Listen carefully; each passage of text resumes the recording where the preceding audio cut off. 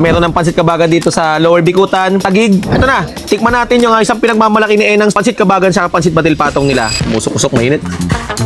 Wow!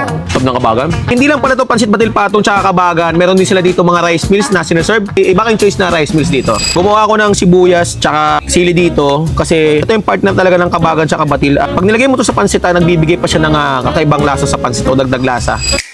Sa dinami nabing pansit batil patong guys sa buong Metro Manila o sa Taguig. Halos lahat na vlog ko na yan, pero ito talagang Enang sang pansit batil patong ang lagi kong binabalik-balikan kasi masarap talaga to. Malinamnam, magaling yung pagkagawa, authentic. Even yung mga sangkap na ginagamit nila, authentic lahat yan at galing mismong Tugigaraw. So may bago sila ngayon yung pansit kabagan.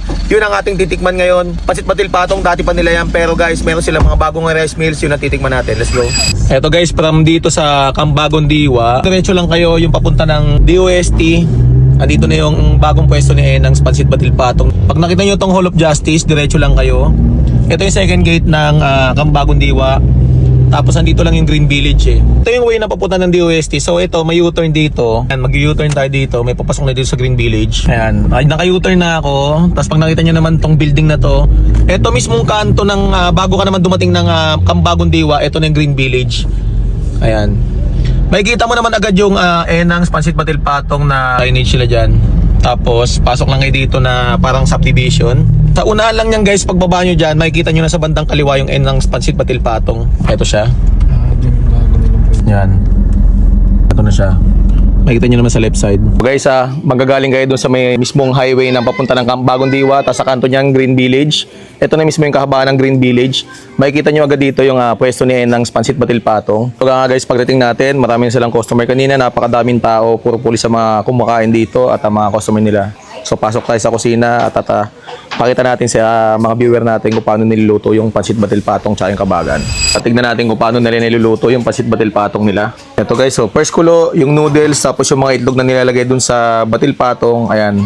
Ayan na guys, hinahalo-halo. Tapos after haluin yan, lalagyan na ng masarap na toyo ng mismong galing sa Tugigaraw. Ayan na guys, nilagay na yung black soy sauce ng galing pang Tugigaraw yan guys. Lahat ng ginagamit nilang sangkap dito ay very authentic dahil even sa suka, sa toyo na nilalagay nila dito ay galing tang Tugigaraw. Ito na guys, so luto na. Naglagay na sa bilao ng pansit. Ito naman dito sa may kawali nila, yung pinaka-overload nila.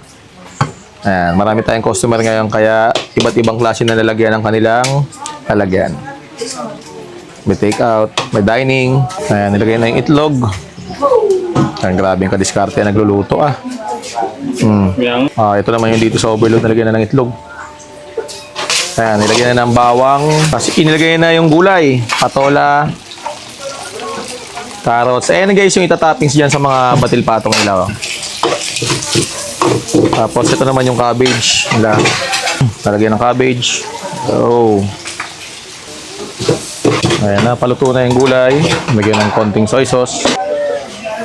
Tapos ito naman yung nilalagay na karahay kung tawagin. O lechon kawali. Itatoppings sila sa kanilang batil patong. Ayan, toppings na ng gulay. Grabe. Tsura pala na, nakakatakam na Ito naman yung atay na ilalagay doon sa toppings ng kabagan tsaka pansit batil patong. Ayan naman yung giniling. Tinappings na. Grabe. Tapos lalagay naman nila yung atay. Grabing toppings to. Walang alisan. Ayan na yung lechong kawali. Nilagay na yung lechong kawali. Grabe to. Itsura pa lang nito ba. Ayan, basta lalagyan ng lumpia Shanghai. Loaded sa toppings. Tapos may chicharong bulaklak. May longganisa. Ayan, may longganisa. Tapos, ayan, may chicharong bulaklak. Next, yung kabagan naman. Same process yan, sir, ng pansit batil. Same wala kasi 120 tong kabagan namin, sir. Walang 120. Okay.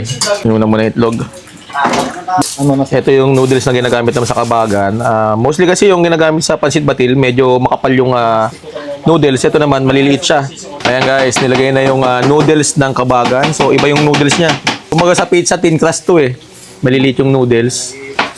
Niluluto na yung ating pansit kabagan. Yung isa naman, pansit batil patong from Tugigaraw. Ito naman, pansit kabagan from Isabela. Nilagyan ng gulay na patola. Ayan, paluto na siya. Grabe, tsura nito. Pansit kabagan. Tapos lagyan ng gulay ng cabbage. Siguro mga about 2 minutes, 3 minutes, luto na yan, no? Ay, sarap. Yan yung kabagan nito. Tara, tingnan natin. Gumawa ako ng sibuyas tsaka sili dito kasi pag nilagay mo to sa pansit, nagbibigay pa siya ng kakaibang lasa sa pansit o dagdag lasa. Umusok-usok, mainit. Sarap ng kabagan. Solid yung lasa. Ibin yung mga toyo nila, suka nila. Legit yan guys, galing pa talaga ng Tugigaraw yan. Kaya alam natin authentic yung paggagawa nila dito. Ibin yung mga pansit na ginagamit nila dito. Galing din Tugigaraw. Tugigaraw, pinapadala pa nila dito sa Manila. Sobrang lasa. Nung noodles niya, kakaiba sa batil. Tapos partner naman ng sabaw ng batil. Ang sarap ng sabaw. Tikman din natin itong batil patong nila. Grabe yung lasa ng pansit batil patong nila. Yung lasa nito, hindi nagbabago. Consistent yung lasa. Lumpia Shanghai. Garlic mong ganisa. Uy, top to Grabe. Solid to. Sa tigman naman natin yung mga rice meals nila. Tignan muna natin yung fried chicken. Crispy. Juicy. Dumagat to. Yung chicken niya masarap. Juicy. Crispy. Malaki yung serving. Kasi dito naman sa chicken sisig. Yung sisig nila, palaban Crispy din. Okay nito mga silog meals nila, no? Okay kung hahanap nyo, Pansit Kabagan, Pansit Batil Patong, Silog Meals, dito lang sa may Enang's Pansit Batil Patong, dito sa may NCRPO, Taguig, sa loob lang siya ng Green Village. Open sila guys ng 8 AM hanggang 8 PM. Dayuhin nyo lang to guys, nagsasarapan na Pansit Batil Patong, Pansit Kabagan, Rice Meals, kilalang kilala to, marami tong branch. So, kita kayo sa next food trip. Babush!